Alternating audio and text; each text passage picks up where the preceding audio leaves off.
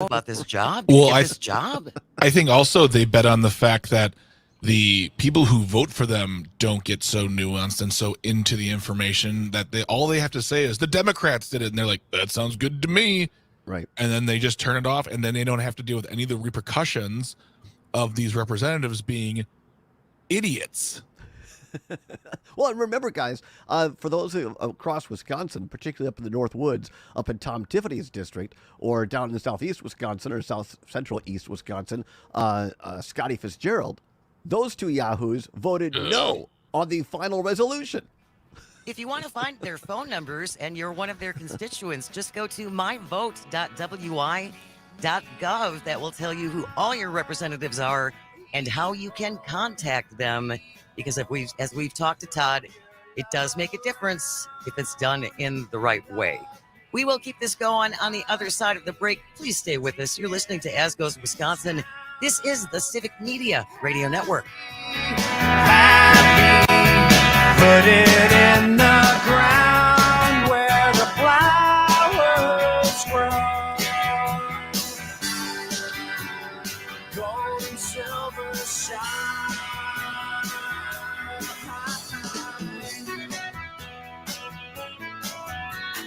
Shiny, happy people holding. Shiny, happy people. From the kennel to the coop, whatever the season, Fleet Farm has everything to keep your animals happy and healthy. From training your pup to sit season, to mastering those retrieval skills season. From clipping your horse for competition season, to keeping the backyard birds well-fed season. And of course, loving your pets like family season. There's a reason people say, if Fleet Farm doesn't have it, you don't need it. Because we have it all. Fleet Farm, built for real life. Uh-oh, did a rock hit your windshield from that semi? Don't worry, Autoglass Now offers fast, reliable, and convenient service. For a limited time only, Autoglass Now is offering 50% off windshield replacement. Call your local Autoglass Now today for full details. Sometimes I just cannot believe all the storms we've gone through here. I can only hope that we'll be able to leave this house to you one day, baby. You're our legacy. Planning for these disasters will make sure we're safe, and is the best way to protect that legacy. Protect your legacy. Visit ready.gov/plan for the tools and tips you need to start your emergency preparedness plan today. Brought to you by FEMA and the Ad Council. Pursuing the truth wherever it may lead. The Todd Alba Show, weekday afternoons from 1 till 3. Join the conversation. Get involved. The Todd Alba Show on your local Civic Media radio station and on the app. Here's your updated forecast on the Shaw. Mainly sunny this afternoon with daytime highs approaching 86. Winds out of the south 5 to 10 miles an hour. Lows around 59 tonight, 86 tomorrow, partly cloudy. Upper 70s Wednesday with a chance for scattered storms, chance for scattered rain showers on Thursday, highs in the low 70s. For Civic Media, I'm meteorologist Derek Height. Currently, it's 72 degrees. Waukesha, home of Les Paul, our awesome farmers market, and the Shaw, 540 AM and 101.1 FM, WAUK.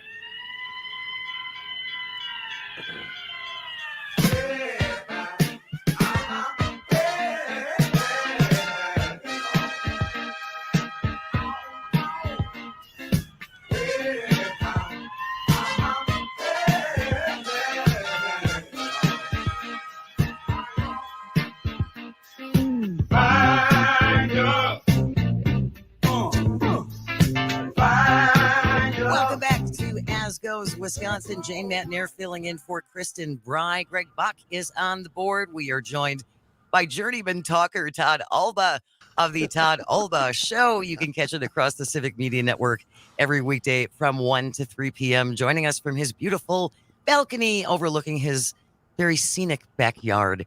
You can always join us. They are. They're not turning it. It looks very summer-like, actually. We're going to Todd's house tomorrow to do the show from I know, his place. right? Oh, yeah. Well, no, you'd have to be here.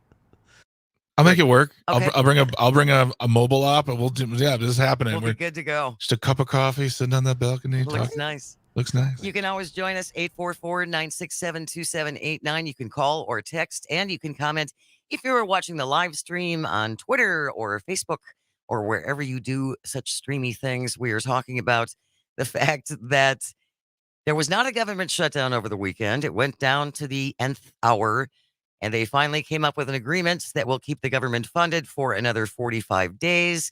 The one thing that they insisted be taken out was any aid to Ukraine. And all kinds of people were checking in on this decision, including Liz Cheney, you know, that big Democrat from that big Democratic family, always been Democrats. And in that pushing, big Democratic state. Yeah, and pushing Democratic policies. That Liz Cheney put on Twitter, members of the House and Senate who are voting to deny Ukraine assistance on the 85th anniversary of Neville Chamberlain's 1938 Peace in Our Time speech should read some history.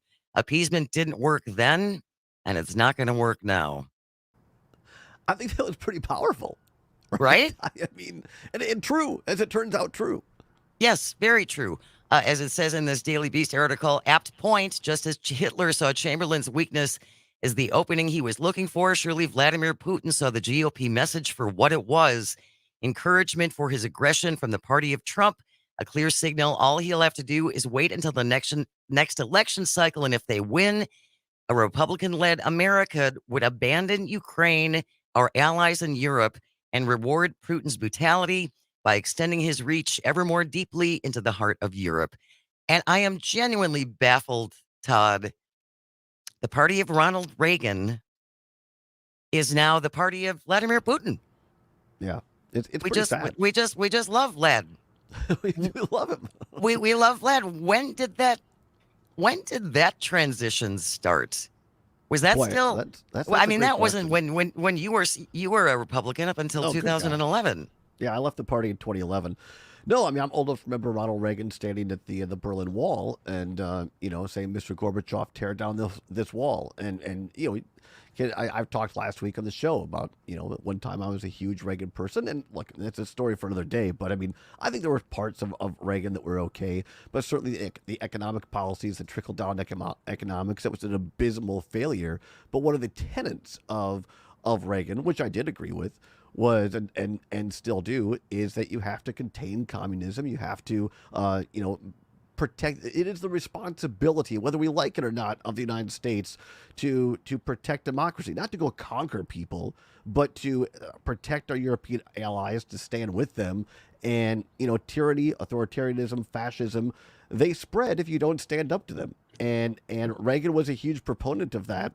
And it's, to your point, Jane, this party, and whether you want to talk about it happening, I really believe it happened with with Trump. I mean, there were tenets of it as early as 2012 that were in the party, but I think once Trump got in there, it's pretty hard to think that Trump is not compromised in some way. If you look at the entire history of the Trump administration, you look at Jared Kushner getting $2 billion from Saudi Arabia, which of course isn't Russia, but I mean, it's just a corrupt administration, in my opinion. I don't think that's under dispute. Well, at least amongst us, I'm sure some would dispute that. But I truly find it baffling that, from my understanding, we have spent 5% of our defense budget in this aid to Ukraine, and yet that 5% that we have used has helped to decimate the Russian armed forces. Is that accurate? Yeah, that's a great point, Jane. And again, let's not take it from a guy who left the Republican Party or people who might have more progressive tendencies. Let's look again at the standard bearer for the Republican Party in 2012, Mitt Romney, who had a forthcoming book. There have been leaks coming out, some of it in The Atlantic with some great reporting. But Mitt Romney made this point that you just made, Jane, that 5% of our defense budget has gone to Ukraine. There is plenty left to protect the border. There's plenty left to take care of our own military. So this whole, narrative that by helping Ukraine, we're sacrificing other things, it's just absolutely false. And again, that's coming from the Republican standard bearer, the presidential nominee, Mitt Romney from 2012. Well, Mitt Romney, again, long history of Democratic policies and a long Democratic family that he's coming from, and he's just not trustworthy, Todd, because, you know, he was a Republican for all of his life, and now when you say hard things, it's like, well, now you're a rhino. But Now I you think say that's a the great- things we don't want right. to hear, and now you're a rhino. But it's a great example. And again, I'm not saying that people have to agree with all the policies of the people I'm going to mention, but to your point, these people like Mitt Romney and good Lord, even Newt Gingrich was on the air last week attacking Kevin McCarthy. Ronald Right. Reagan, Paul Ryan was here in Madison last week, saying flat out, if Donald Trump is the nominee, we lose. And I mean, so really, are Republicans today saying you're no longer the party of Paul Ryan, Newt Gingrich, and Ronald Reagan? I mean, how far to the right can you go? It's now the party of Trump, Todd. It's the party of Trump. There's the answer, Jane. This is As Goes Wisconsin. We are coming up to the bottom of the hour news. Stay with us when we come back after the other side of the break. Fire alarm gate. More drama at the Capitol. It's on the way next. This is As Goes Wisconsin on the Civic Media Radio Network.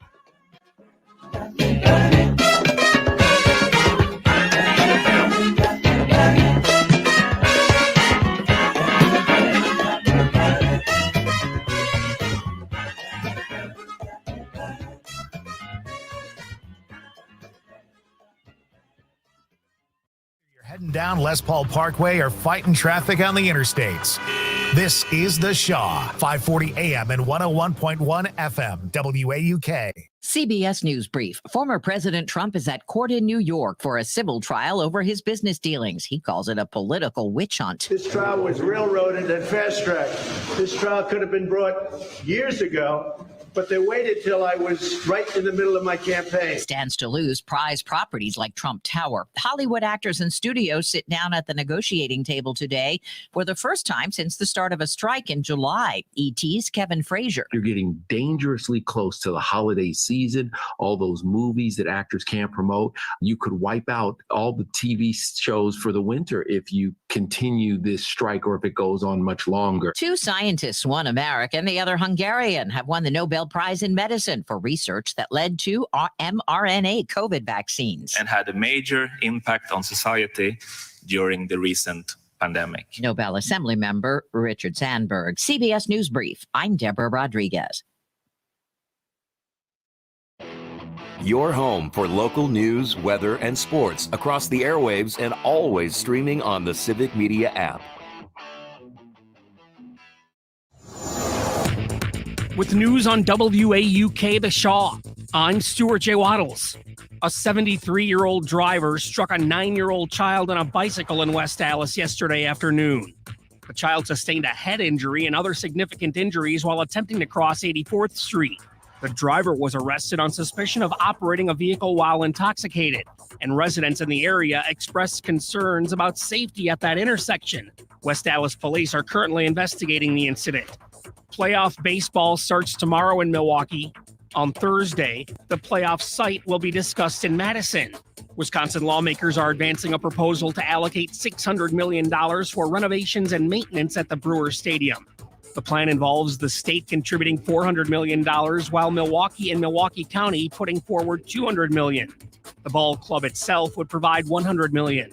With news on WAUK The Shaw, I'm Stuart J. Waddles.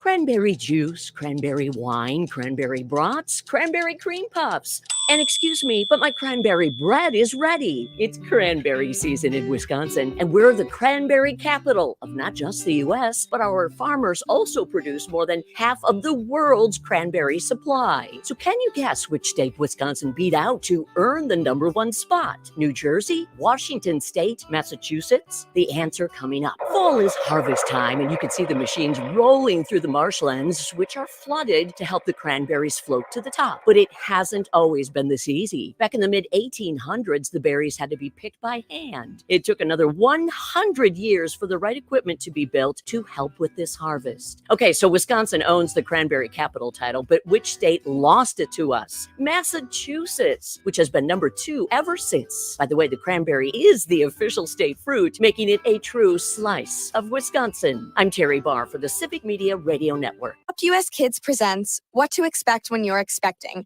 a Teenager. Learning the lingo. Jelly. Jelly adjective. Jelly is a shorter, better way to say jealous. As in, Chloe, I am like so jelly of your unicorn phone case. You don't have to speak teen to be a perfect parent. Thousands of teens in foster care will love you just the same. Visit adoptuskids.org, brought to you by the U.S. Department of Health and Human Services, Adopt U.S. Kids, and the Ad Council. Thank you for listening to your local Civic Media radio station on air. Now join us anytime by finding and following our Twitter, Facebook, or Instagram pages. You'll also find social media links for your favorite shows and hosts on our website, civicmedia.us.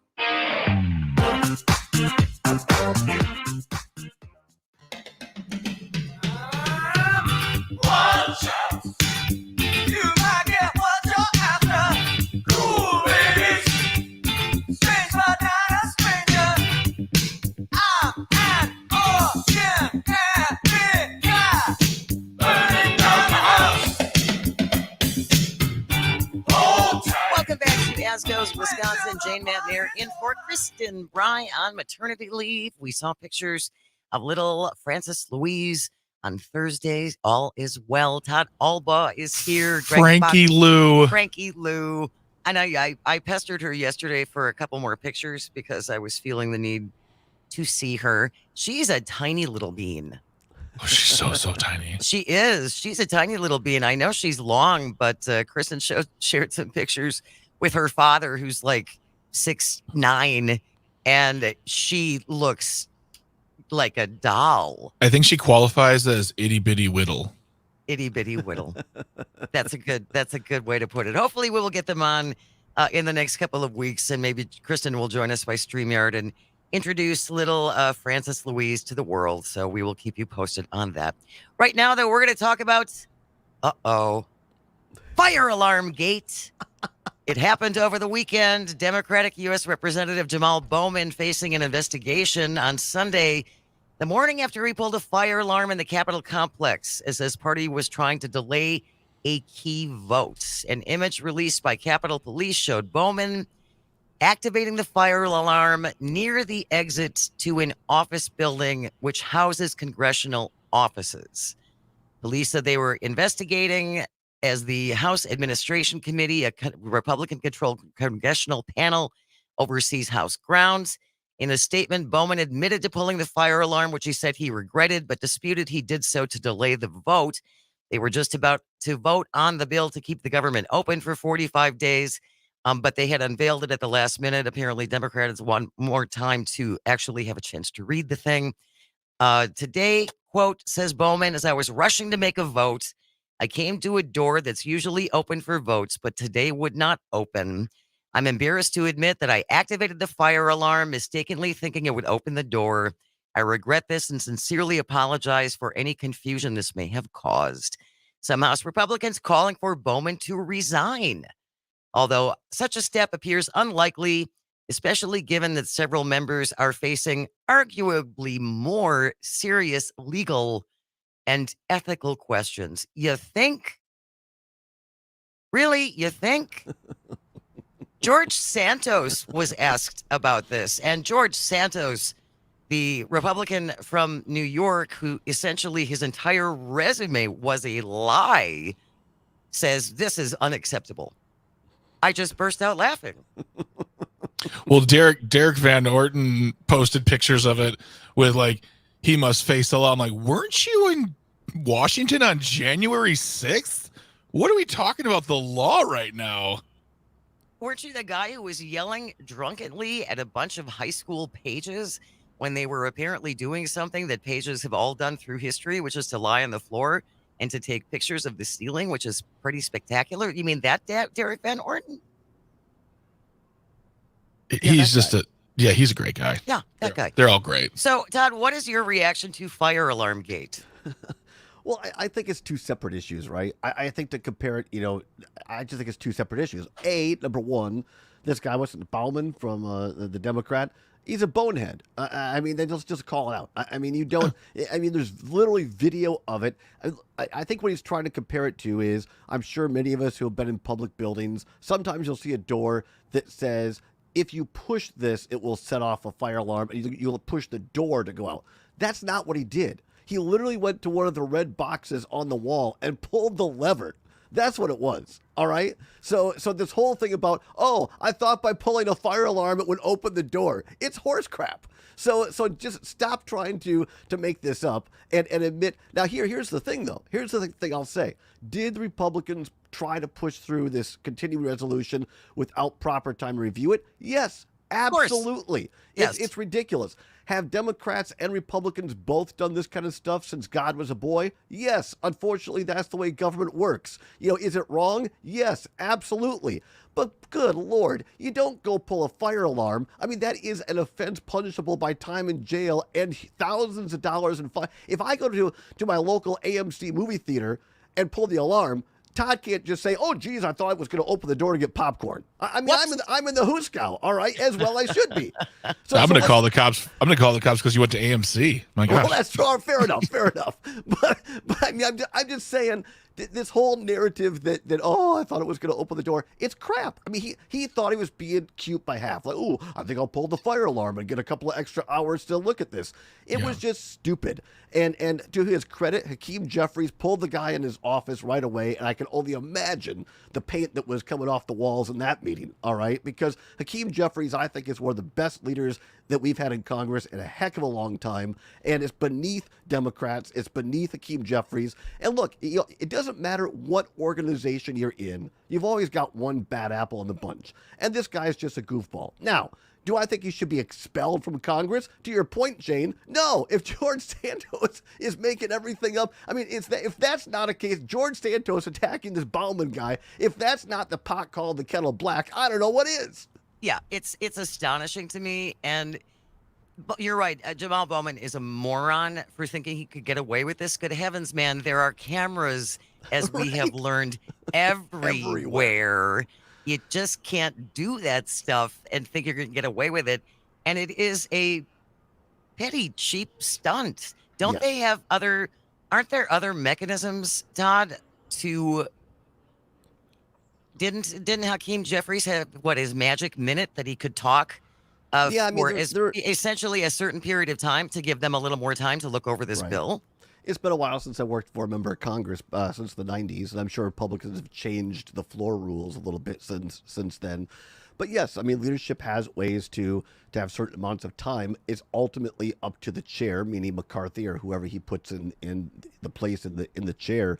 They can pretty much do anything they want, and House rules, like a lot of these floor rules in government, to those of us in America, make no sense. But to your point, yes, there are certain things you can do, but as I said before, both Republicans and Democrats from the beginning of time have used these nuances of floor rules to get through what they want. It's just the way the government works. Doesn't mean that it's right, but it means that's the way that it works.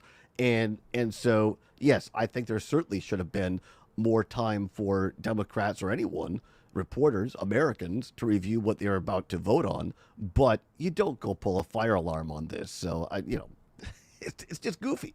It was stupid and ridiculous, and he should be punished for it. I'm not saying that he should just walk away from this with no consequences, but expelling him from Congress, George Santos.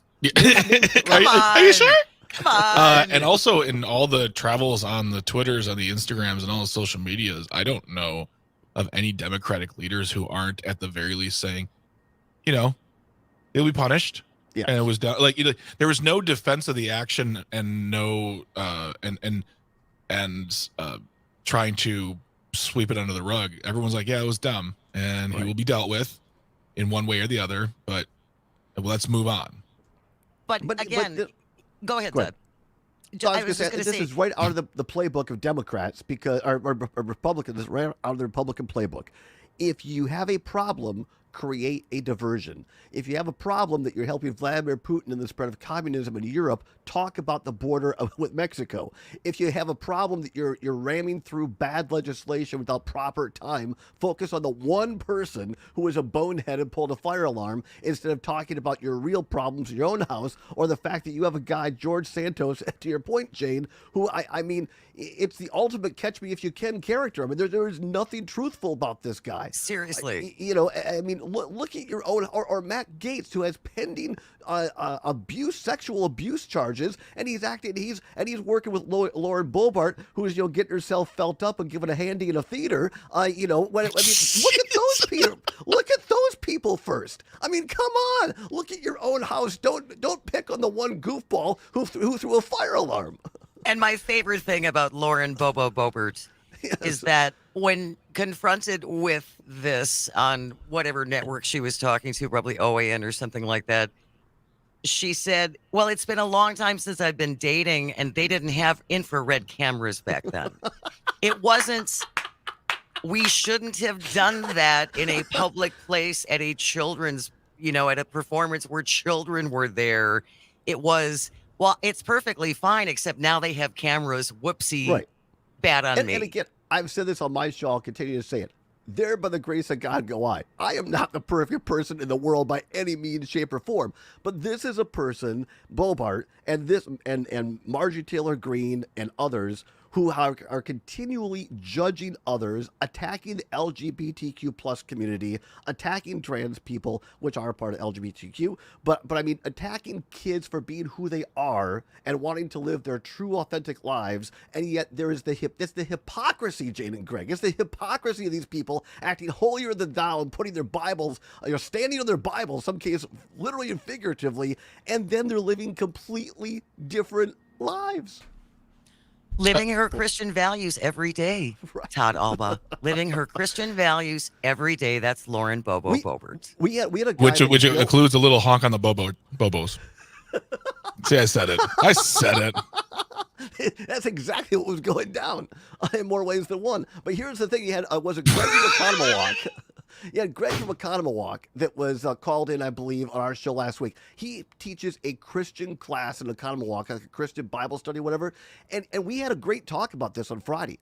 He said there is nothing Christian about what these people are doing. This judgment, this hate, it's contrary to the actual teachings of Christ, which are love, compassion, acceptance. So these are not Christian values that they're using. They are Trumpism values that are being masked by Christian values. And quite frankly, it's sad. And Todd, that's the funny thing. We've been wanting to talk about this for a while, and we will. A couple of articles came out regarding the evangelical Christian right now looking at the words of Jesus as liberal talking points, weak. Right? I mean, not masculine. What are we doing? Where are we? The multiverse is real, and this is awful. I mean, I've heard you talk, Greg. I mean, you have Christian background. I mean, I grew up a Methodist. I was a youth director in our church for a while. I was essentially the assistant pastor until I left the Methodist church because, like the Republican Party, it got very political. And now the Methodist church is being divided over same-sex marriage. And it's your point, Greg, that here's the test, folks. For those who are just part of your Lutheran church, your Methodist church in rural Wisconsin or any place, look at what the actions are to the actual words of Christ in your Bible. And just compare them. Don't listen to Todd. Don't listen to anybody. Look at the actual words of Christ and ask yourself, is this really what Christ would have done? Because I don't remember Christ ever walking into the temple and saying, make more money. I mean, that wasn't the point, you understand? Or thou shalt love everybody except. I don't recall that passage in the Bible when I studied. Yeah. He was big on thou shalt pull thyself up by thy own bootstraps, however, is from what I understand. Yeah. No, it does seem to me like, the New Testament, it's called new for a reason because the message was different compared to the Old Testament, which was big on smiting. There was lots of smiting. And Jesus, at least from what I understand, and I was Catholic, raised Catholic, and I went to Catholic school for 8 years. And I just feel like today's Republicans are much more smitey kind of. They're all about the smite. They're all about the smite. They're smitey and they're just bad. They're just bad. It's just, again, I think it's the glaring hypocrisy that jumps out every time something like this happens. What it is for me. It's just stunning. It's like, whoa. Okay. We have one more segment with our friend Todd Alba. Stay with us. You're listening to As Goes Wisconsin, and we are on the Civic Media Radio Network.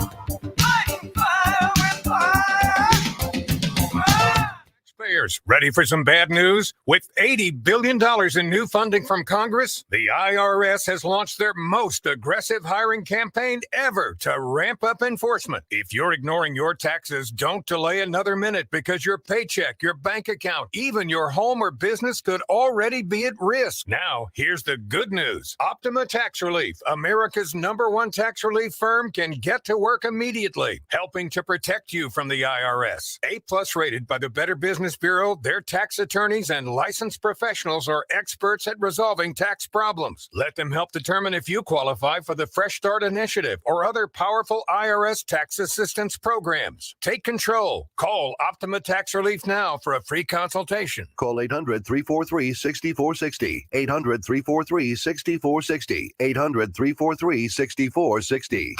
Optima Tax Relief. Some restrictions apply. For complete details, please visit OptimaTaxRelief.com. When you're high, you feel different. You think different, you talk different, you draw different, you listen to music different, but you probably knew that. Problem is, you also drive different, and not in a good way. That's why driving high is illegal everywhere. So if you're high, just don't drive. Make a plan to get a sober ride. Because if you feel different, you drive different. Brought to you by NHTSA and the Ad Council. Here's your updated forecast on the Shaw. Highs around 86 this afternoon under mainly clear skies. South winds 5 to 10 miles an hour. Lows dip down to about 59 tonight. Clear skies. Partly cloudy tomorrow. Highs level off around 86. Chance for scattered thunderstorms Wednesday with highs in the upper 70s. Chance for scattered rain showers and highs in the low 70s on Thursday. For Civic Media, I'm meteorologist Eric Height. Currently, it's 72 degrees. Broadcasting to Waukesha at 101.1 FM. Broadcasting to Southeast Wisconsin at 540 AM. This is The Shaw.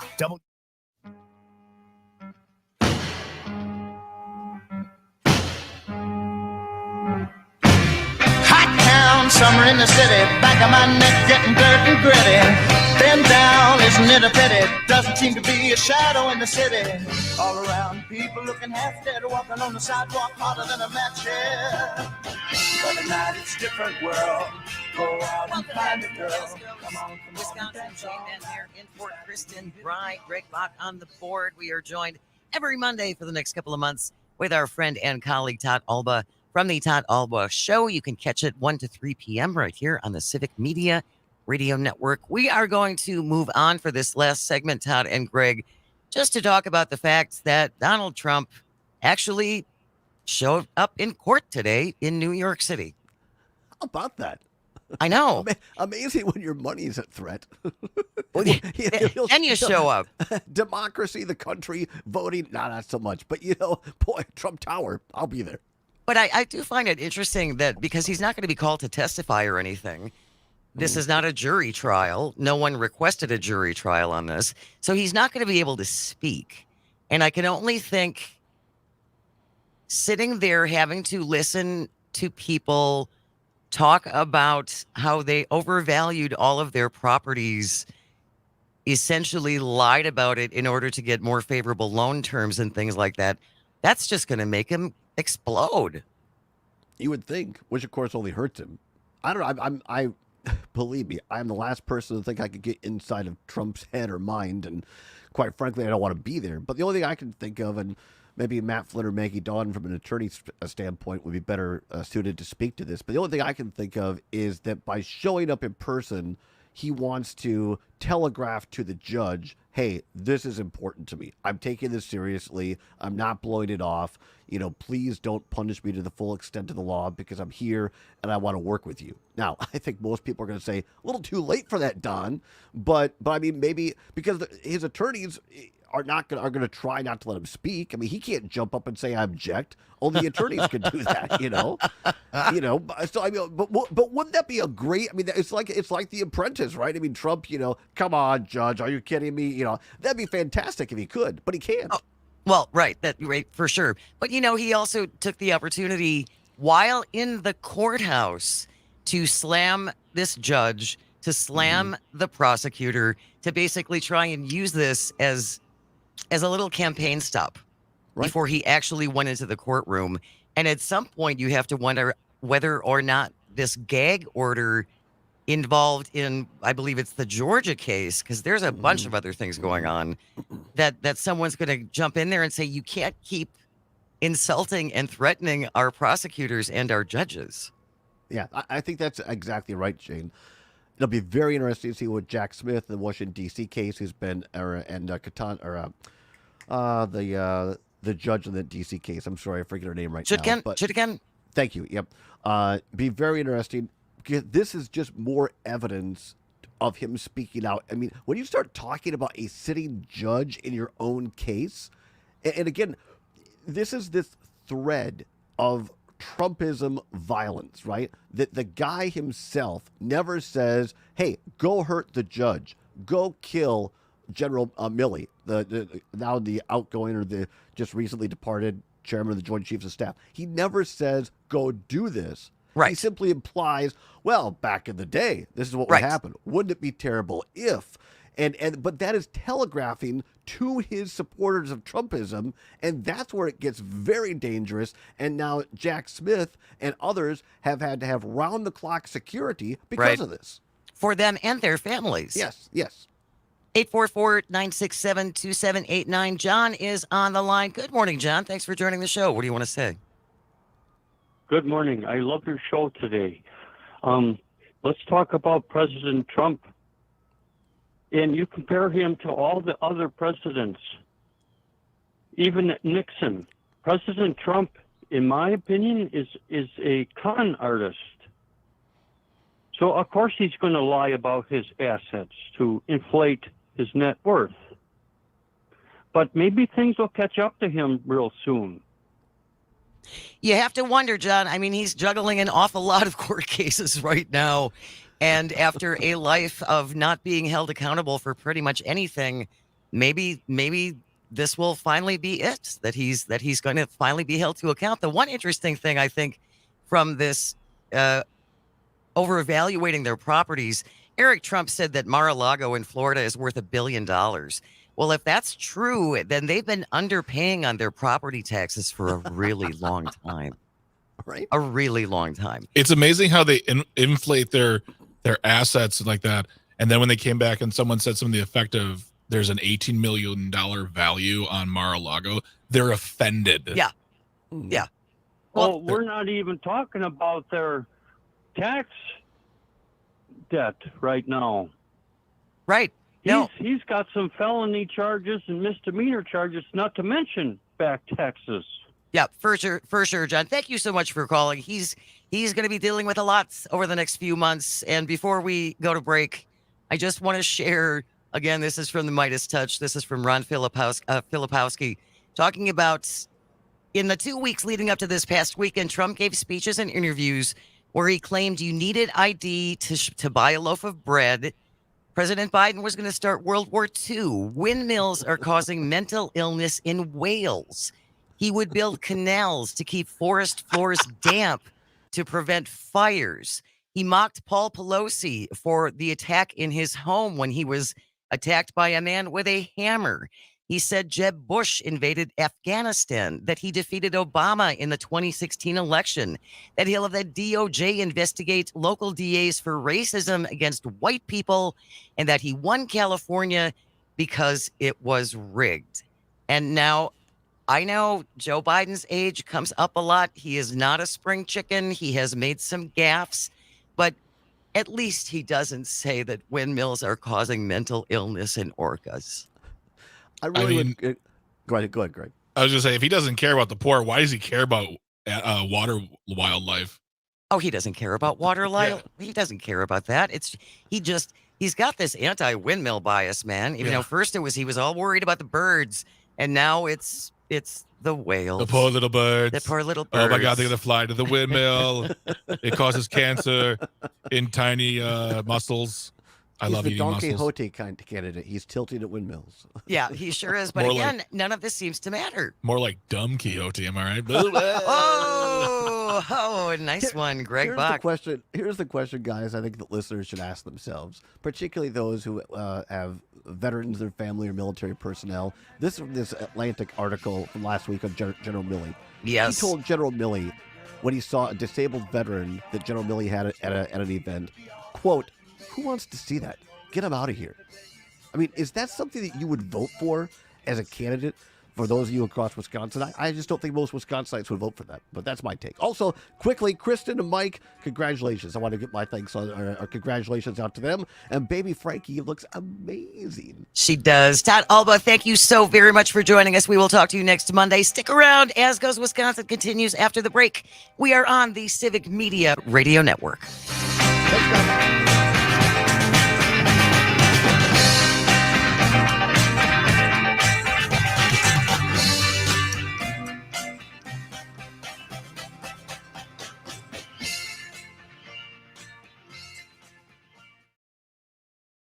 Screens or exclusive professional networks or stereotypes.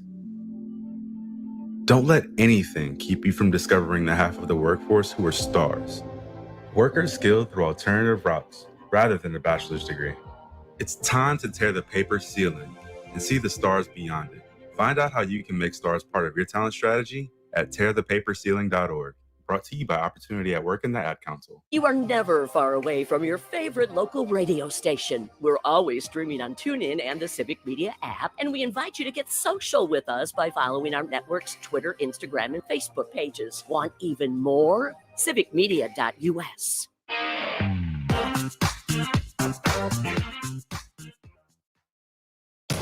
You are listening to The Shaw, WAUK 540 AM Jackson, W266DR Waukesha, and always streaming on the Civic Media app. This is CBS News on the Hour, presented by Indeed.com. I'm Steve Kathan. Former President Trump heads into court and hammers away.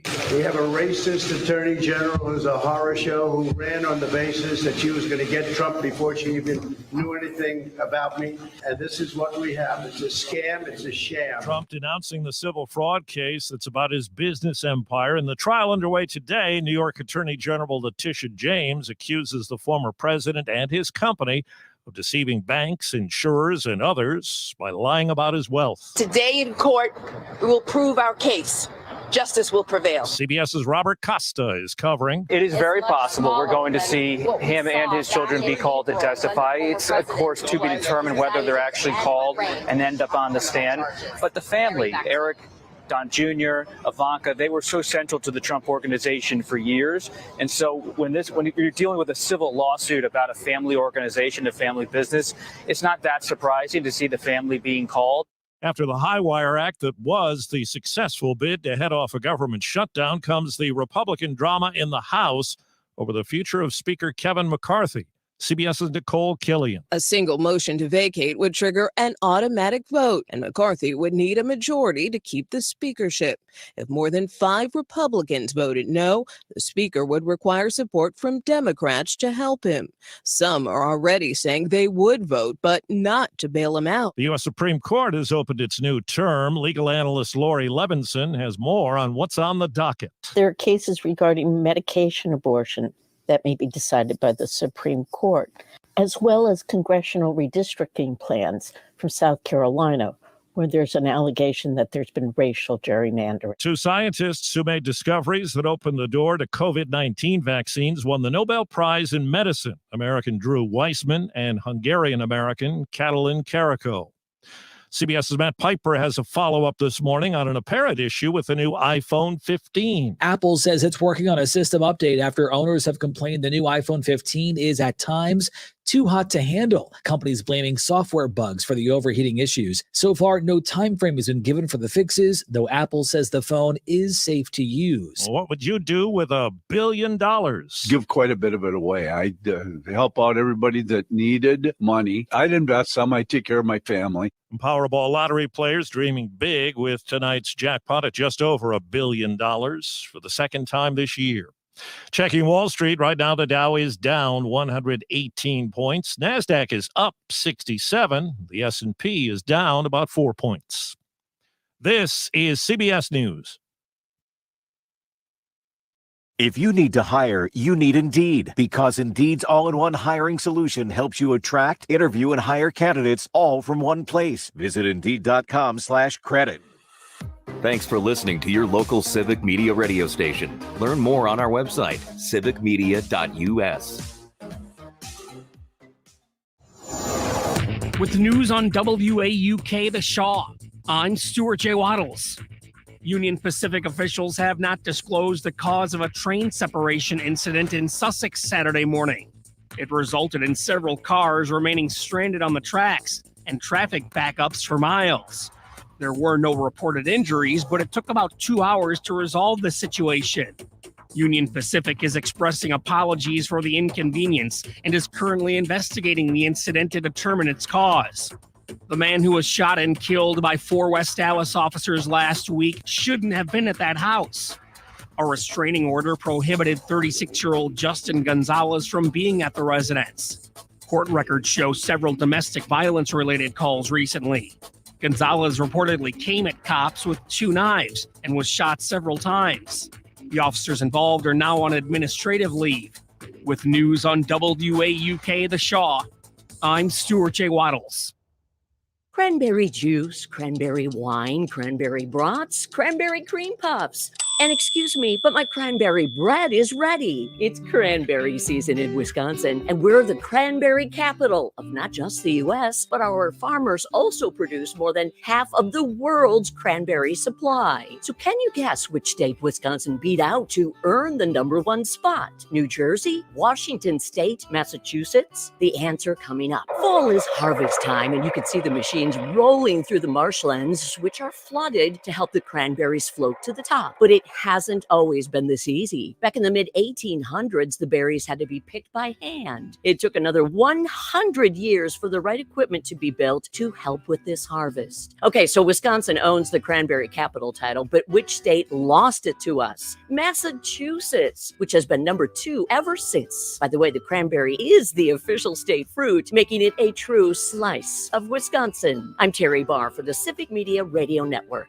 RPG came through the belly of the aircraft. We don't talk about the female combat wounded. These are our daughters and our sisters and our mothers.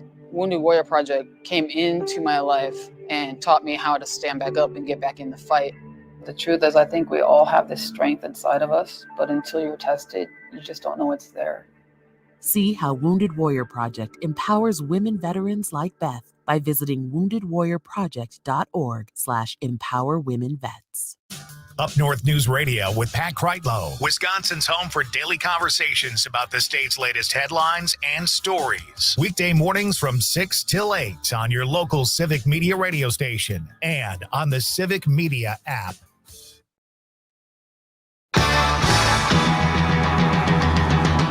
From the Civic Media Radio Network, moving Wisconsin forward one joke at a time.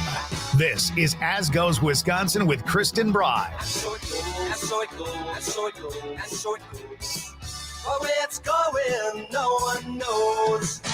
Hello, Wisconsin! Now, filling in for the new mom, here's Jane Matinaire. Welcome to hour 2 of As Goes Wisconsin. Yes, we have the new mom at home, and I believe she's watching the live stream right now.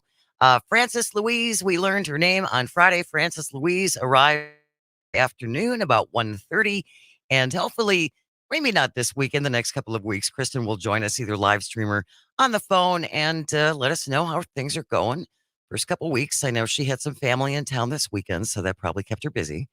But she did share some new pictures with us, and she's adorable. She's just an adorable little bean, and I can't wait to meet her. You're going to cry. I You are going to cry. I know I will. But that's okay. We are talking at the bottom of the hour at 11:30. We're going to talk about Wisconsin misconceptions and how people from other parts of the country view people who live in Wisconsin. And this all stems from an article that Dan Schaefer linked to this morning, our friend from the recombobulation area, talking about the Brewers' chances of winning the World Series. And the author of this article has some interesting takes on the city of Milwaukee and kind of Wisconsin in general. So we're going to kick around stereotypes, Wisconsin stereotypes, and other Wisconsin misconceptions coming up at 11:30. You can call and or text. Right now, though, the world domination of Taylor Swift continues, Greg Bach.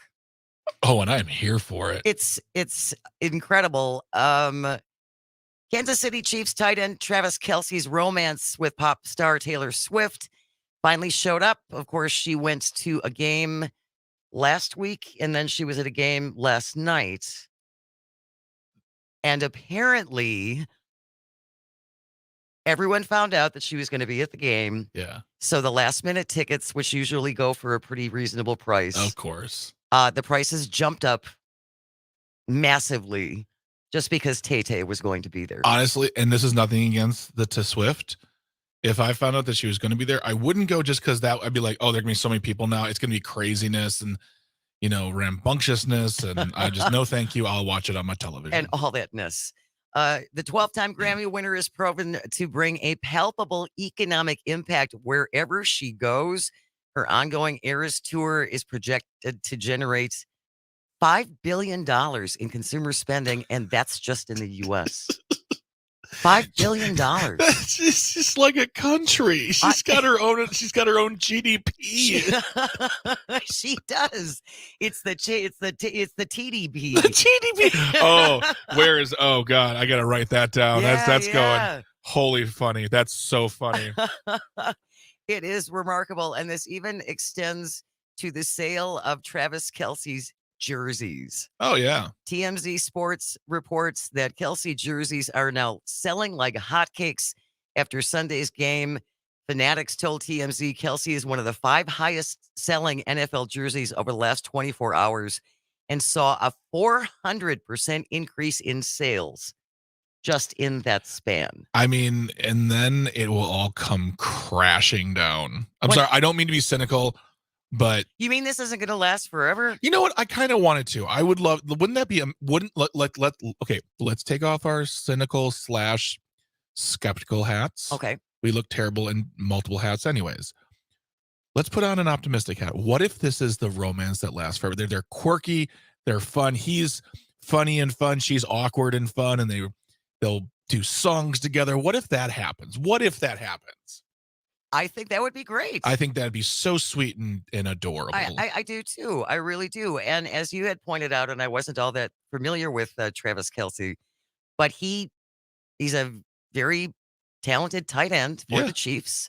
Won a Super Bowl a couple times, and he actually hosted Saturday Night Live a little bit ago. What was that, last year? Last season. Yep.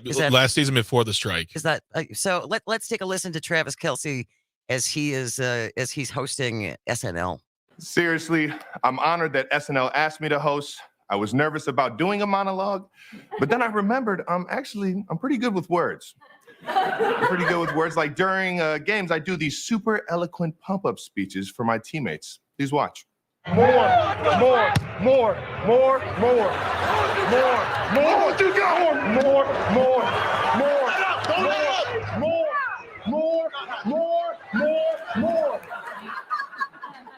And sometimes I even do it in my Pat Mahomes voice. More. Do it, Cows, do it. Love you, Pat. Probably the coolest thing about this Super Bowl is that my whole family was there.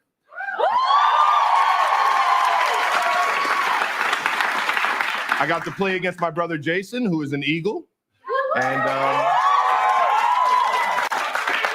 And my mom was on TV more than both of us. And she was last night, too. Yeah. Mom was there, and Tay brought Blake Lively and Ryan Reynolds and Sophie Turner, and she had quite the squad with her. And it is interesting that in all of this coverage, it's like those people are nobodies. It's just all about Taylor Swift. I mean, Blake Lively and Ryan Reynolds are stars in their own right. Yeah, and Blake Lively's sister is an actor. And of course, proving your point, I can't remember her name right now, but she did star in the 1980s hit movie Teen Witch, which was not a hit. I just love the movie. But yeah, I mean, that's just, but I really can't dislike her.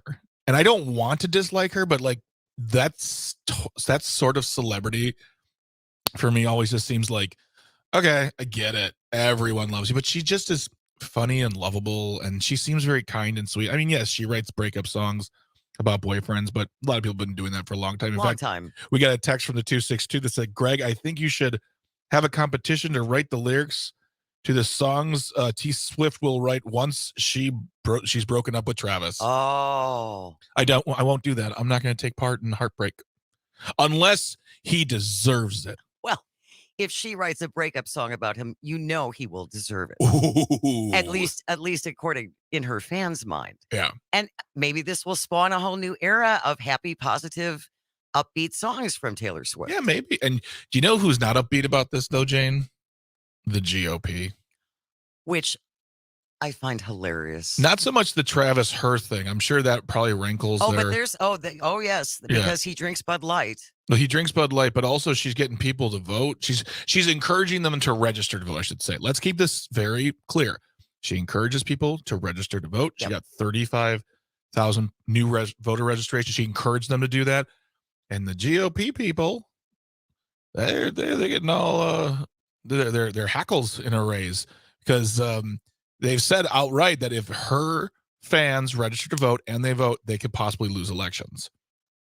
Well, she has 336 million followers on social media. Yeah. And so 35,000 is a great start. Mm-hmm. But yes, they're definitely afraid of her encouraging, especially younger people, to register to vote because traditionally, when younger people vote, that does not work out well for the Republican Party.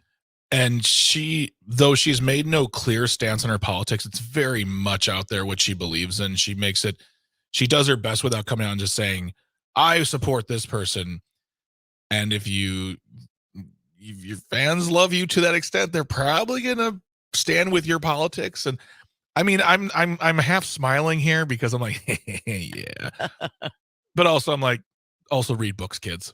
Yeah, read books and form your own opinions and vet your own candidates. Absolutely. Don't just vote for someone who tells you how to vote. She's not doing that. Again, at least not as far as I'm aware. And Greg, you and I have talked before about the video that is widely available if you haven't seen it yet, the discussion that she's having with her parents backstage about why she feels it is so important to take a stand. And she's from Tennessee.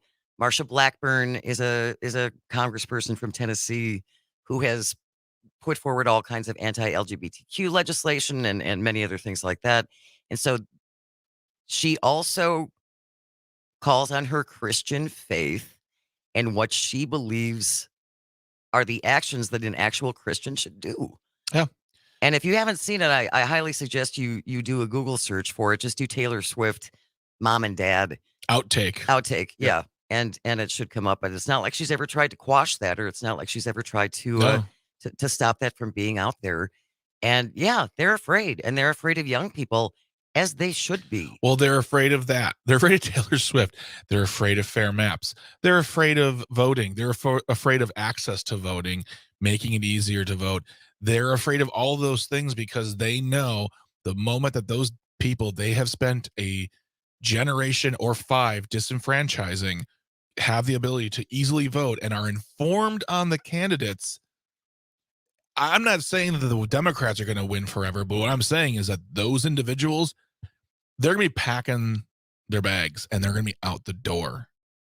Well, and again, this goes back to their policies are not popular. Their policies do not resonate, especially with younger generations who are tired of having school shooting drills and nothing comprehensive being done about gun violence in schools and just gun violence in general, reproductive rights, all of those things. The younger generations do not like the Republican policies. So rather than change the policies, they just want to make it harder for younger people to vote.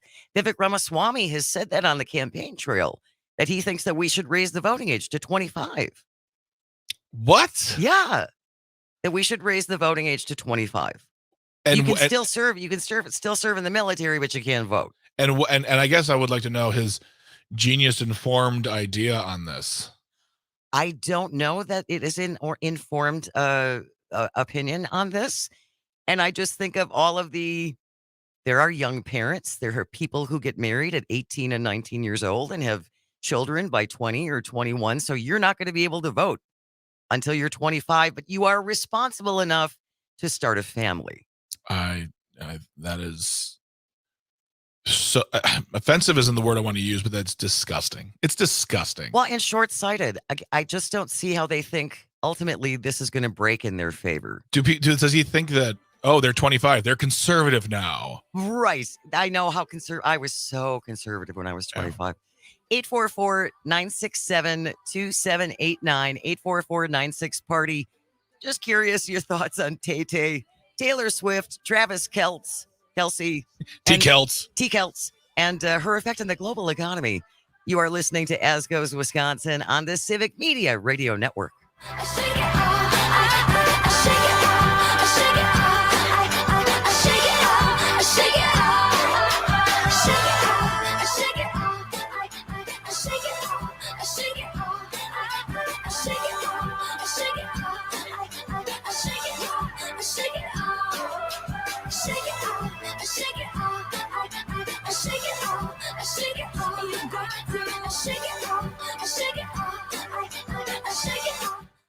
Uh-oh. Did a rock hit your windshield from that semi? Don't worry. Autoglass Now offers fast, reliable, and convenient service. For a limited time only, Autoglass Now is offering 50% off windshield replacement. Call your local Autoglass Now today for full details. Cranberry juice, cranberry wine, cranberry brats, cranberry cream puffs. And excuse me, but my cranberry bread is ready. It's cranberry season in Wisconsin, and we're the cranberry capital of not just the U.S., but our farmers also produce more than half of the world's cranberry supply. So can you guess which state Wisconsin beat out to earn the #1 spot? New Jersey, Washington State, Massachusetts? The answer coming up. Fall is harvest time, and you can see the machines rolling through the marshlands, which are flooded to help the cranberries float to the top. But it hasn't always been this easy. Back in the mid-1800s, the berries had to be picked by hand. It took another 100 years for the right equipment to be built to help with this harvest. Okay, so Wisconsin owns the cranberry capital title, but which state lost it to us? Massachusetts, which has been #2 ever since. By the way, the cranberry is the official state fruit, making it a true slice of Wisconsin. I'm Terry Barr for the Civic Media Radio Network. You are listening to your local Civic Media radio station on air. Thank you. Did you know we are always streaming on TuneIn and the Civic Media app too? And if you miss a show or game, find it wherever you get your podcasts or on our website, civicmedia.us. Here's your updated forecast on the Shaw. Highs around 86 this afternoon under mainly clear skies. South winds 5 to 10 miles an hour.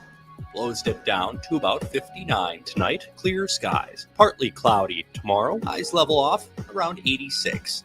Chance for scattered thunderstorms Wednesday with highs in the upper 70s. Chance for scattered rain showers and highs in the low 70s on Thursday. For Civic Media, I'm meteorologist Eric Height. Currently, it's 75 degrees. Your home for the Devil's Advocates. Weekday afternoons from 4 until 6 on The Shaw, 540 AM and 101.1 FM, WAUK.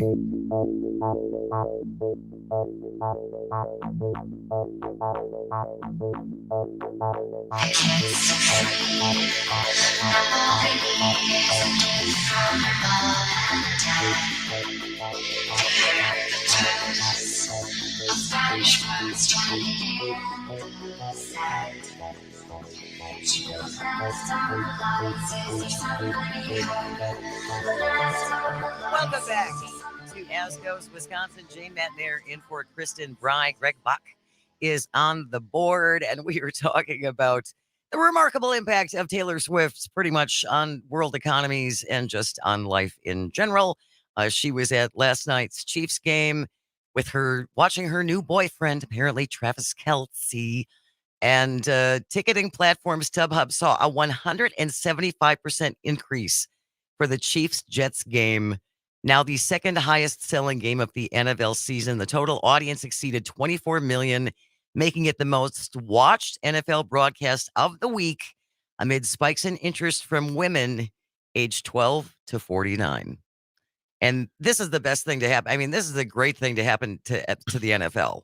Well, I have two things. Like, first of all, I was like, who won? And I looked, it was the Chiefs, but by 3. So that's not much. Right. But also, they're gonna have to have a massive meeting amongst his people and her people for a proper singular explanation of why she's not at the next game.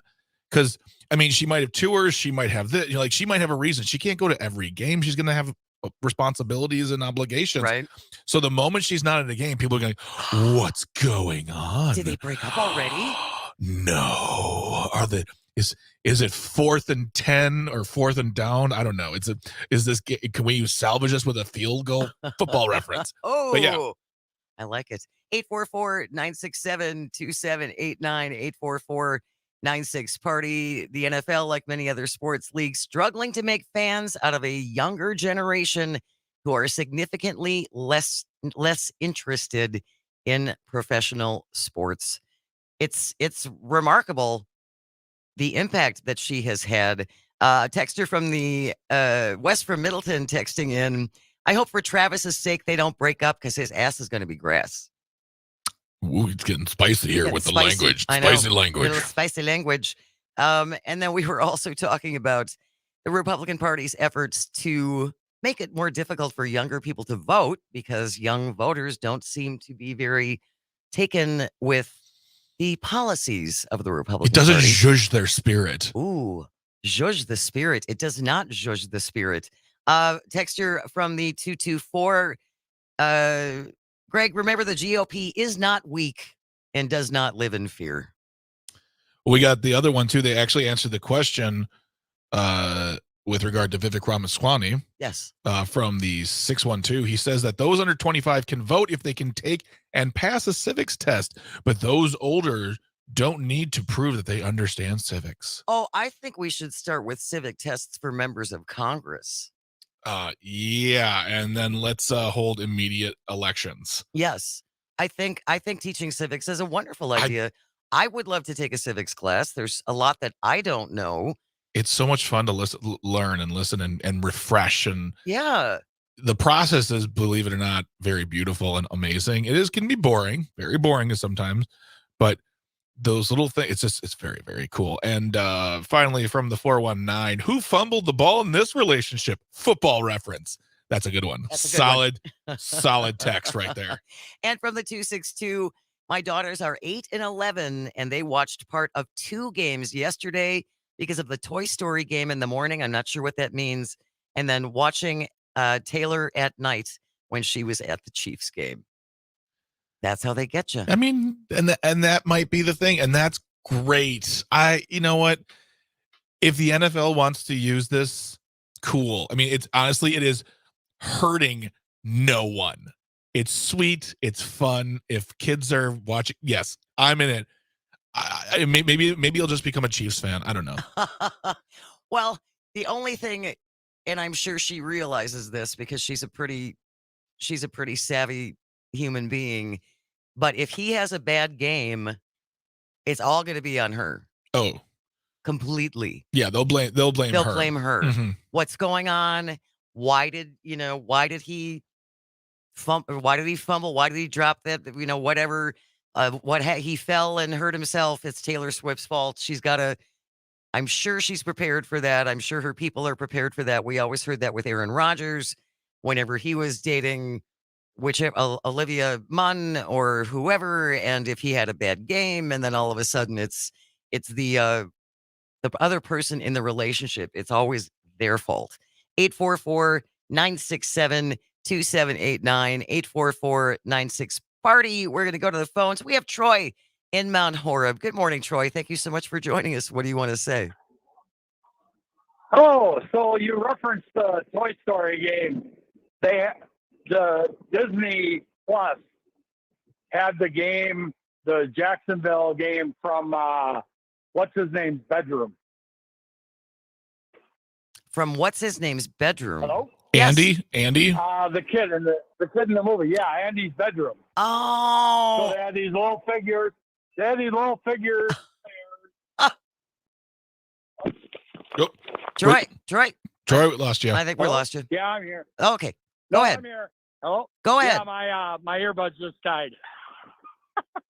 So they had the players, little dinky players, and then they had the Army guys were carrying around, like when there was a sack, they'd carry around a sign that had sack on it. That's fun. And different things like that. It was actually quite funny.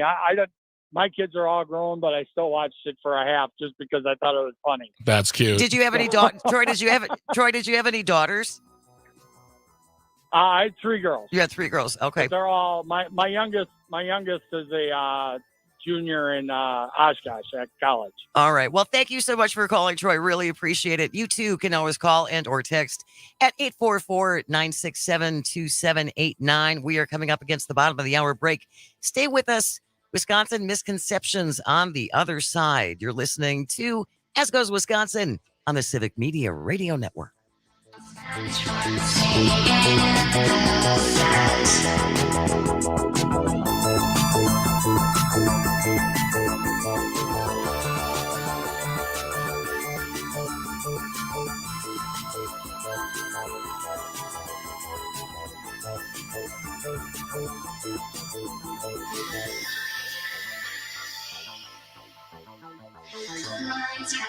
Keeping Southeast Wisconsin informed, engaged, and entertained. This is The Shaw, 540 AM and 101.1 FM, WAUK. CBS News brief. Former President Trump blasts the fraud trial now underway in New York about his business dealings as a scam. It's a witch hunt.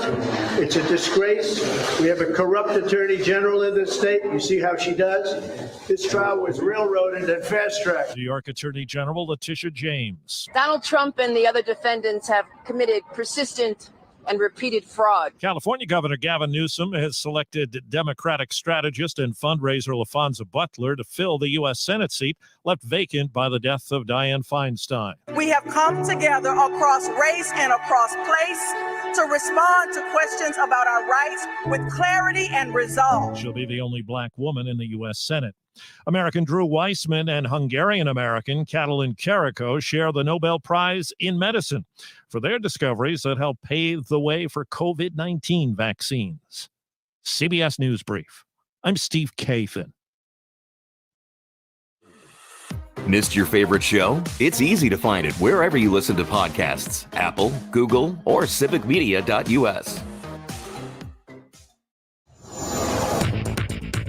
With news on WAUK The Shaw, I'm Stuart J. Waddles. A preview of the Horizon West condo demo process is tonight. There's a public meeting at Waukesha City Hall where people can find out more about the condo teardown. It'll start in mid to late November, and the demo process will start with a high-reach excavator, initially focusing on the eastern end of the building. The demo will proceed from the top down and work inward, pulling the exterior walls inside the building's footprint. There's more information about the meeting on the City of Waukesha website. No arrests have been made after a woman was shot inside of the Wauwatosa Myers store Friday night. A 21-year-old woman was shot in the right leg. Everyone was evacuated from the store during the investigation. The victim is expected to survive, but the motive behind the shooting remains unclear. With news on WAUK The Shaw, I'm Stuart J. Waddles.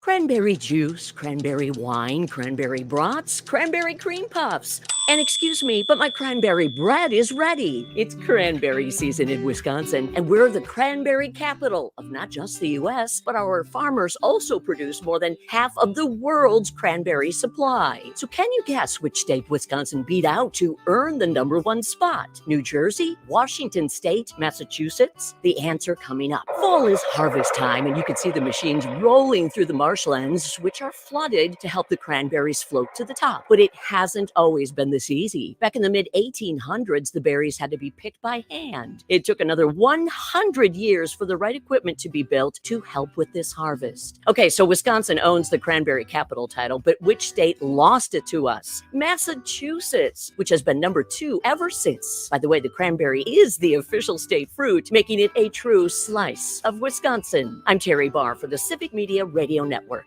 Up North News Radio with Pat Kreitlow. Aaron comes in every day looking like he just stepped out of a Turkish bathhouse because it's so hot in there. Just to recap, so far this segment has been filled with dog vomit, old men peeing, and Aaron wearing a dish towel. So we're... Hey man, your name's on the show. Your name's on the show. Up North News Radio with Pat Kreitlow. Weekday mornings 6 till 8 on your local Civic Media radio station and on the app. Hey, son, how are you feeling? I'm fine, Pops. What's on your mind? I can't explain it. When your kid can't find the language, find the lyrics. Start a conversation at sounditouttogether.org. Brought to you by Ad Council and Pivotal Ventures.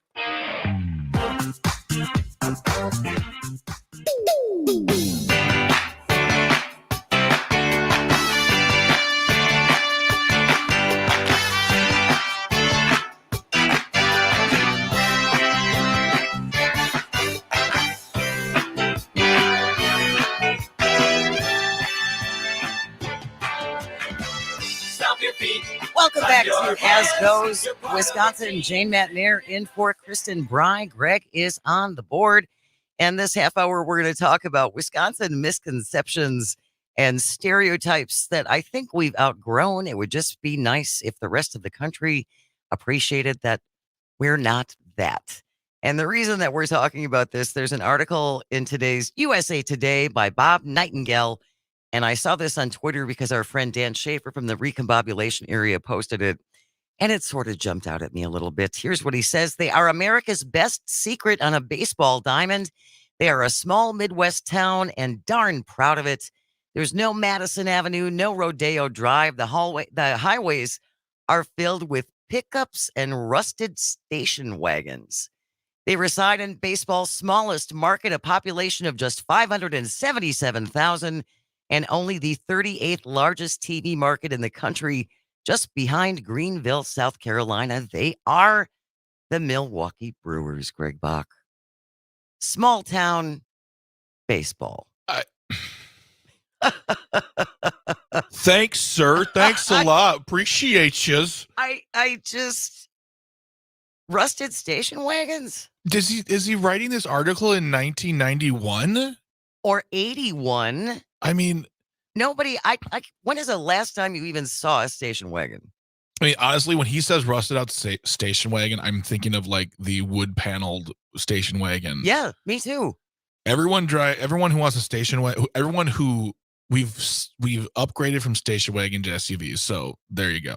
But like, it's just absolutely ridiculous. Like, he couldn't just say Milwaukee's got a great baseball team. Milwaukee's got great people, really, really great fans. He's got to undercut us with every little, like, as he's trying to build, basically building us up while just to drop us from higher.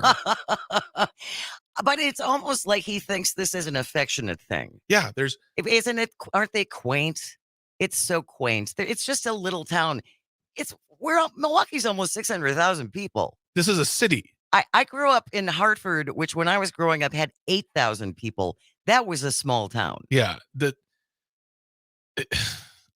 This guy misses the point. So, and he's obviously never been here then. And if he has never really taken in anything other than what he thinks to be true.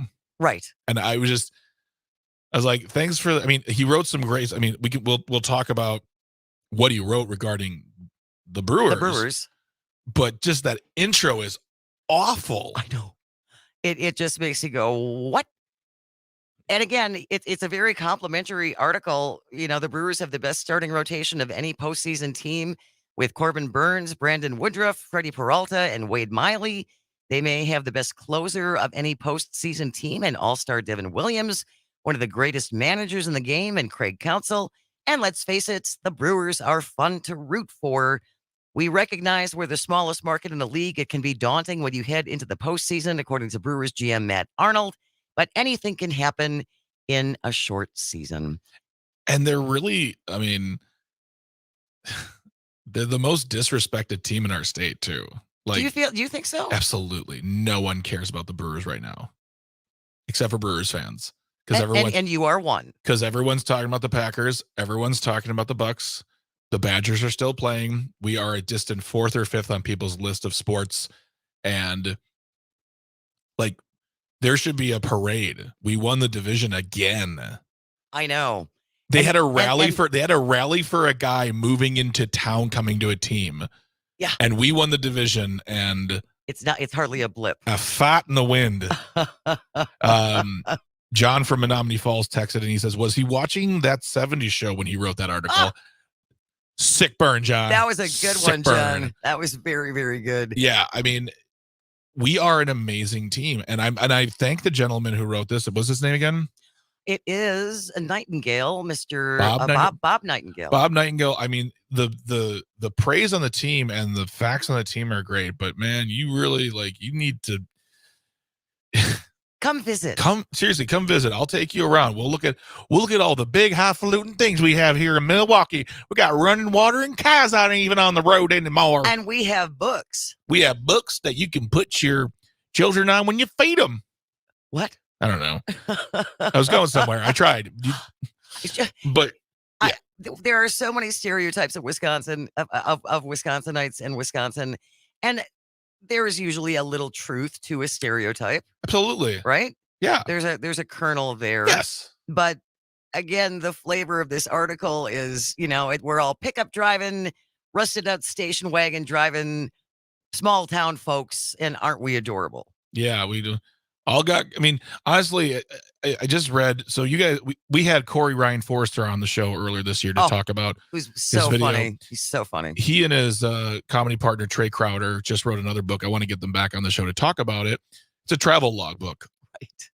And a lot of times the things they're talking about with regard to the South, it's sort of cooked in the same batter that people talk about us. Like we don't of course we don't have the twang. We have the I'm like, I don't know a single human who speaks like that. Not in this area, at least. Like there are places up north. Yes, they have a little more of it. Actually, I do know someone, but she lives in northern Minnesota. Right. So we do have an accent. That's for sure. Which I never hear. Which I never hear because whatever. But my point is we're painted as northern versions of rednecks. Of Southerners. Yeah, exactly. So we're northern rednecks. Yeah, we're blue necks because it's cold here. But so it just bums me out, honestly, because in comedy, I go to different states and they'll be like, oh, you guys love your cheese and beer and sausage. I'm like, yeah, we have all of those things. That is absolutely true. But we also have art. And we have commerce, and we have comedy and music, and we have beautiful things happening all the time, all over the state.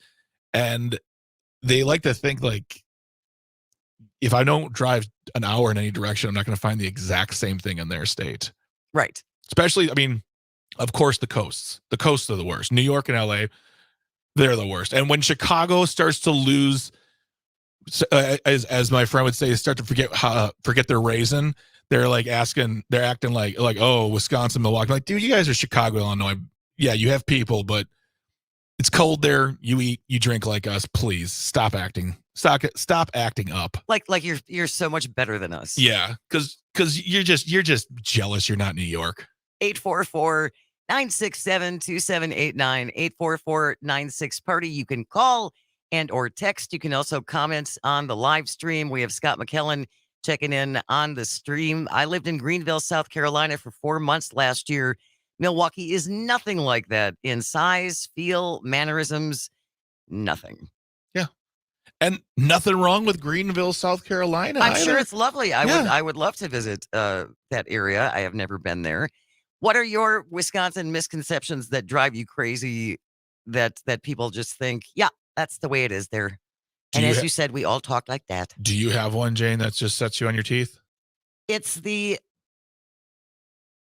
like we all have cows. Yep. Everyone has their own cow. Yep. And I like cows. They're cute. They are cute, but we don't all have cows. And there are jobs other than dairy farming. I would say a majority of us don't have cows. Shocking. In the state that has 5 million plus people.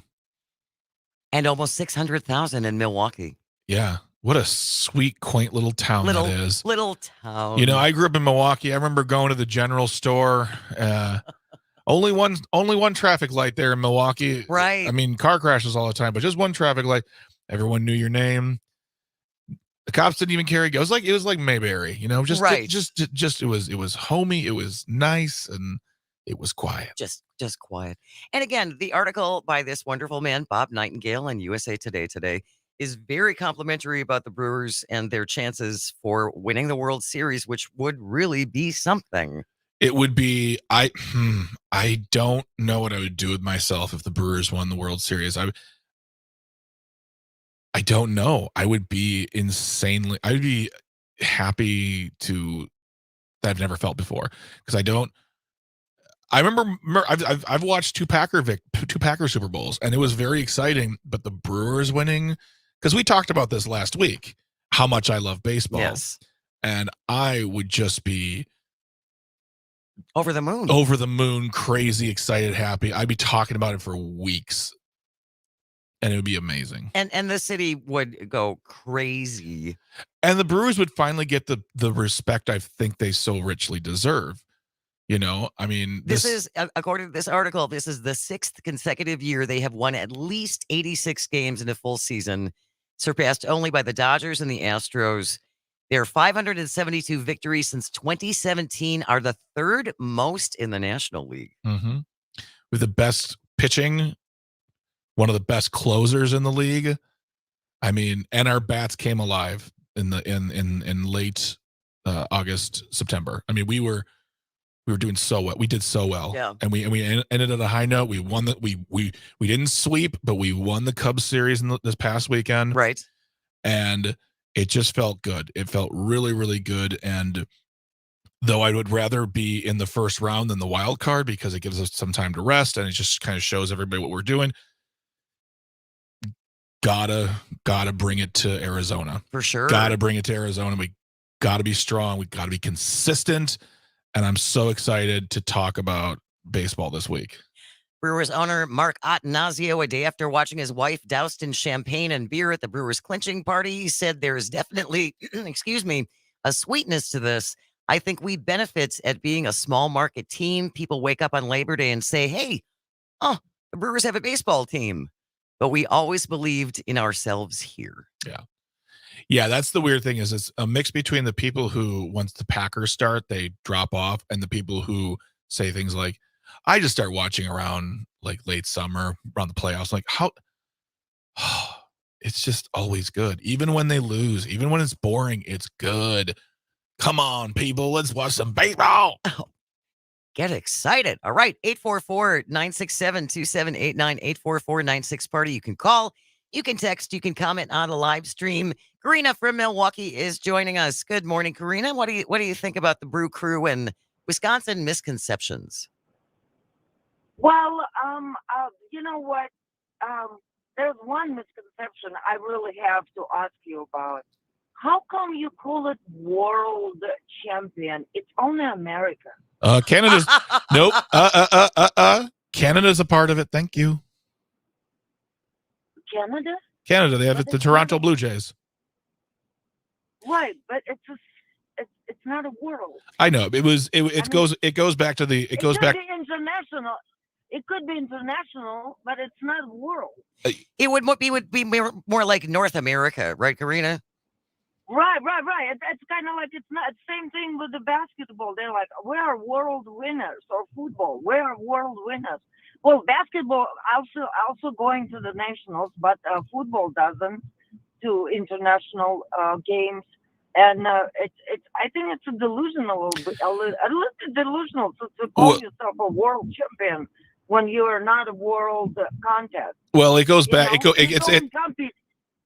Karina, it goes back to tradition and when they tried to overblow the sport, and it's.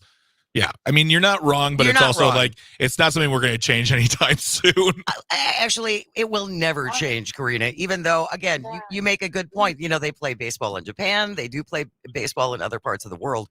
But you're right. It's not necessarily a world champion. But trust me, that isn't going to change probably ever.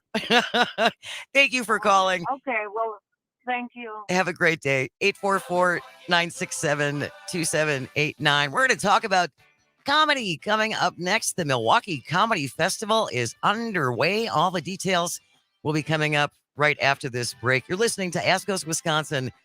We are on the Civic Media Radio Network.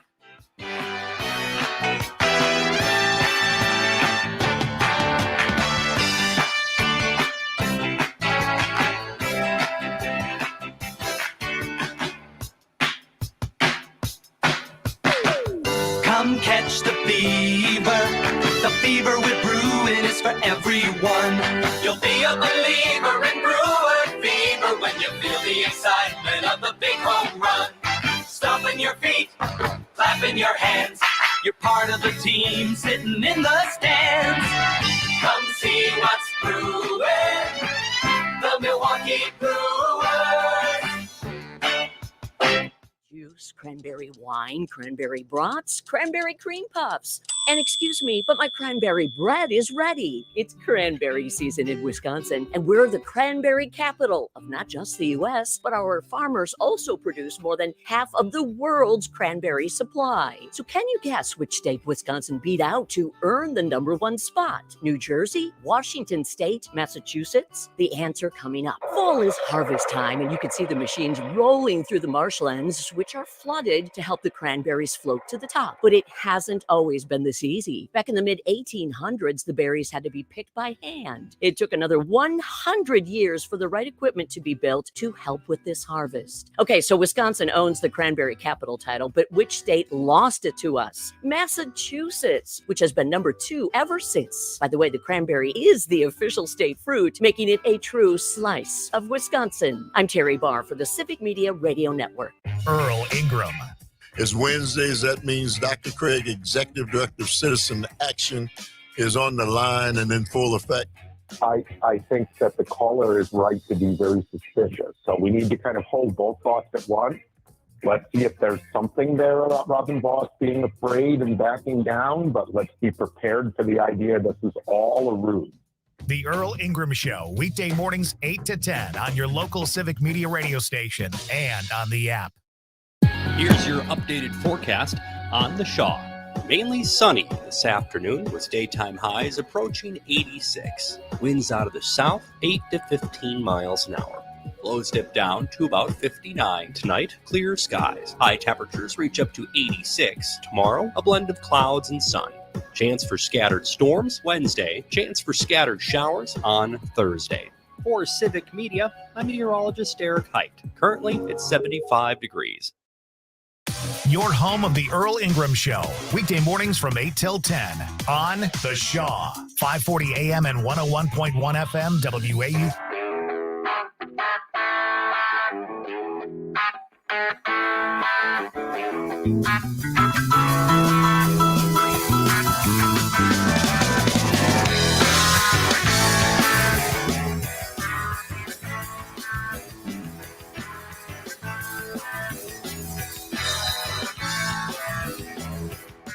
Welcome back to As Goes Wisconsin. Jane Matnier filling in for Kristen Bry. Greg Bach is here on the board. I like that. What was that? Where's that bumper tune there, Greg Bach? That's a song called. Oh, can you hear me? There we go. There we go. Yeah. That's a song called Chalk Dust Torture by the band Fish. Oh, it's a Fish song. It's a Fish song. They got some rockin' tunes. Yeah, like it. Hey, you had a very busy weekend. Oh, so very busy. I mean, I'm a working man. I'm a traveling man. I'm a loving man. Yes, No, yes. so and you're a funny man. thank you. Yeah. So yeah, I did. So yesterday we kicked off the 18th Milwaukee Comedy Festival, one of the nation's oldest comedy festivals. In fact, I was going to venture to say it's one of the oldest comedy festivals in the world. Wow. At 18 years old, they don't last a long time. You got JFL; it's been around a long time. The Melbourne Comedy Festival, but what do you attribute to your longevity? the inability to quit and a stupidity we're gluttons for punishment. We're just stubborn morons. Yeah, basically. No, we like doing it. We're good at it, and we bring in great people. And last night was no exception at Lakefront Brewery. We had a nearly packed house. Kelly Ryan, who is fantastic out of LA, came and headlined, and we got off to a great start. And we're going to keep it going tonight with the Roast of Milwaukee, which you can find out about by going to Milwaukee Record or mkecomedyfest.com. Milwaukee Record is the ones who put on the roast. That's Tyler and Matt from Milwaukee Record. It's a fun panel of people just making fun of Milwaukee. That's priceless. And that's actually the impetus of our friend Ryan Mason. He did his Ron Johnson. And what was funny about that is at one point he ran into the bathroom like, what's going on? And he came out, he had dumped baby powder on his head to give himself a gray look. But the roast is tonight at the Cooperage in Milwaukee. Tickets, I believe, are still available. If not, I'm a liar and deal with it. But tickets are available for most of the Milwaukee Comedy Festival show still, but they are selling. And we have headliners like Todd Barry at the Shank Hall. We have Kyle Kinane at the Pabst Theater, Dave Stone at the Laughing Tap. Those are all available at mkecomedyfest.com. And just come on out. You have a great time. If you don't want to come to a headliner show like that, see one of our other headliners from the region or the nation.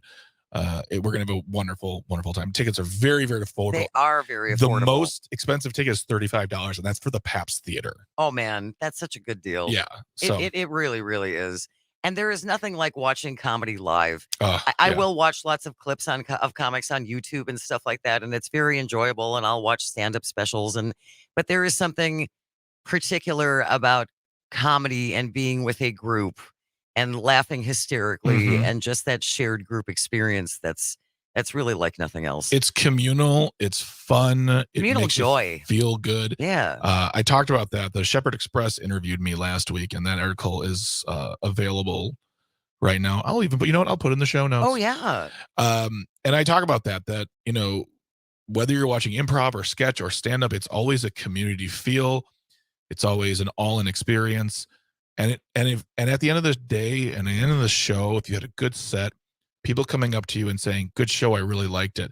That means a lot. That means a lot because you've impacted their day. Yep.